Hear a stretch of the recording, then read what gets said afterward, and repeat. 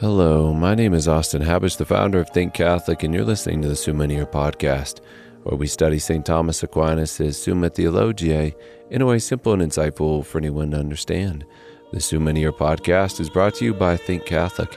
Taking 2 questions of the Summa a day, we'll seek to summarize St. Thomas's responses, discovering the brilliance of Aquinas and his Catholic faith. This is day 291. So let's get started. We're covering today questions 67 and 68 of the supplement to the Summa, that is, of the Bill of Divorce and of illegitimate children. The translation that I always use in these podcasts is the one generously provided to me by Ave Maria Press, the 5-volume set translated by the Fathers of the English Dominican province, which you can now get at a discounted price from Ave Maria Press's site by typing in the code Summa 10. And so here we go. Article 1. Whether the indissolubility of marriage is of natural law. As we said in our previous episode, it is natural for a cause to be concerned about the perfection of its effect, and since offspring never cease to be the effect of their parents, their cause, it is natural, as well as just commonly observed, that parents be concerned for their offspring for the entirety of their lives.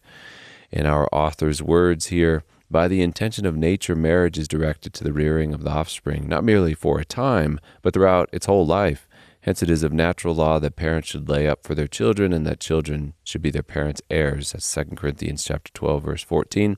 Therefore, since the offspring is the common good of husband and wife, the dictate of natural law requires the latter to live together forever inseparably, and so the indissolubility of marriage is of natural law. Article 2. Whether it may have been lawful by dispensation to put away a wife.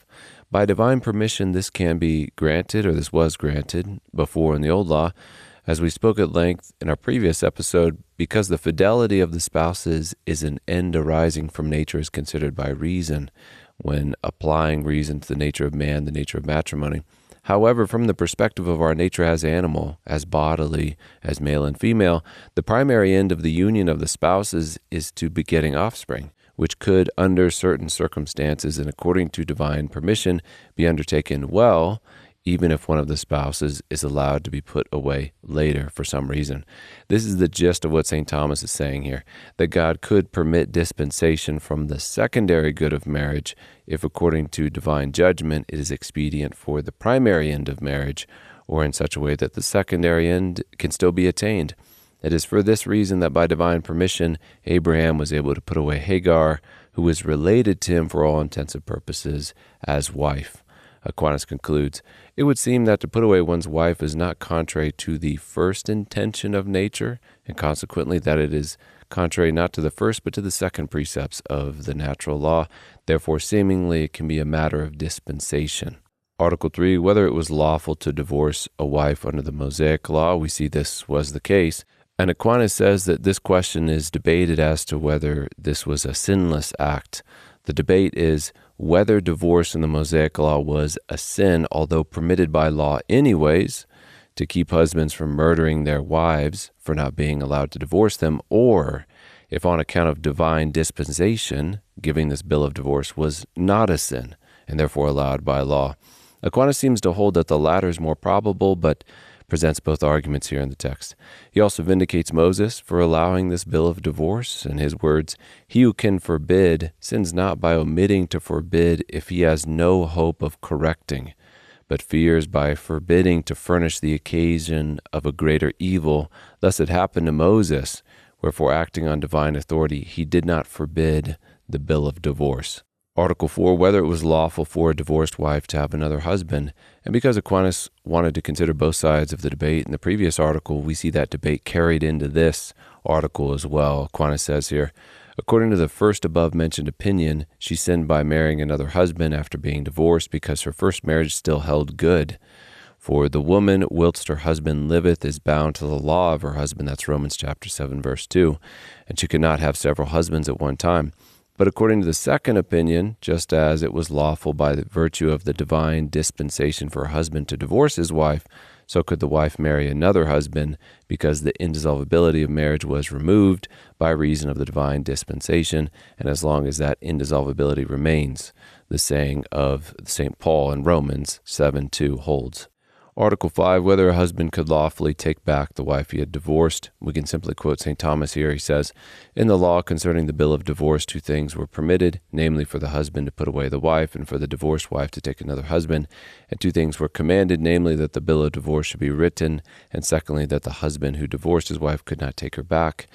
According to those who hold the first opinion, this was done in punishment of the woman who married again, and that it was by this sin that she was defiled. But according to others, it was done that a husband might not be too ready to divorce his wife, if he could no ways take her back afterwards." Article 6, whether the reason for divorce was hatred for the wife.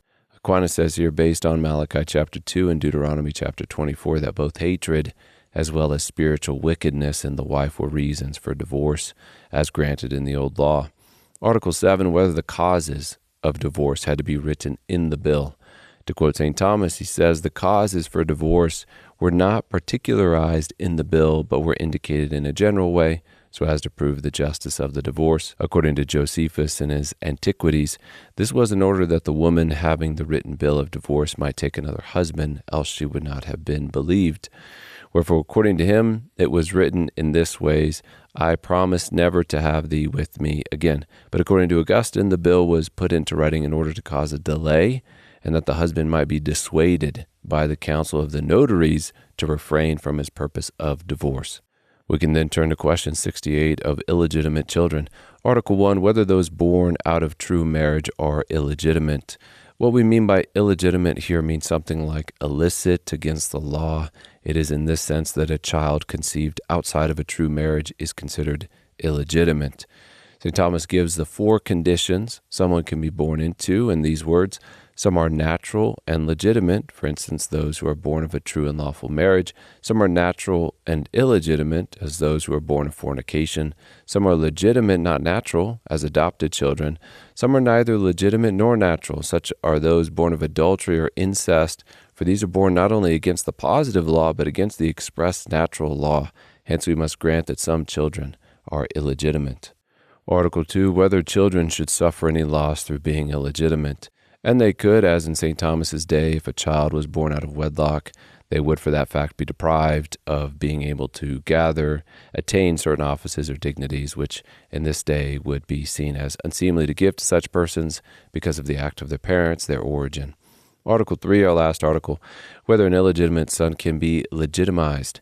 What we mean by being legitimized is the following from St. Thomas. The child is said to be legitimized insofar as the losses which an illegitimate child ought to incur are withdrawn by the authority of the law. And in St. Thomas's day, this could be done in a couple of ways, which once done would no longer prevent a child from certain offices or from receiving the entirety of an inheritance and so forth. To quote St. Thomas on this point, bringing this episode to a close, he writes, there are 6 ways of becoming legitimate, 2 according to the canons, namely when a man marries the woman of whom he has an unlawful child, if it were not a case of adultery, and by special indulgence and dispensation of the Pope. The other 4 ways are according to the laws.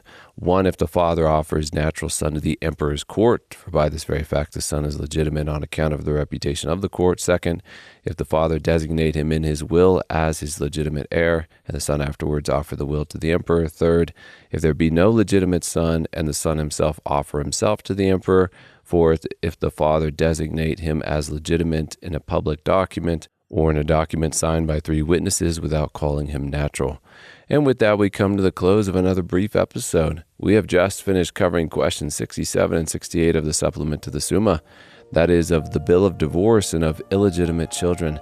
My name is Austin Habish with Think Catholic, and I cannot wait to see you tomorrow.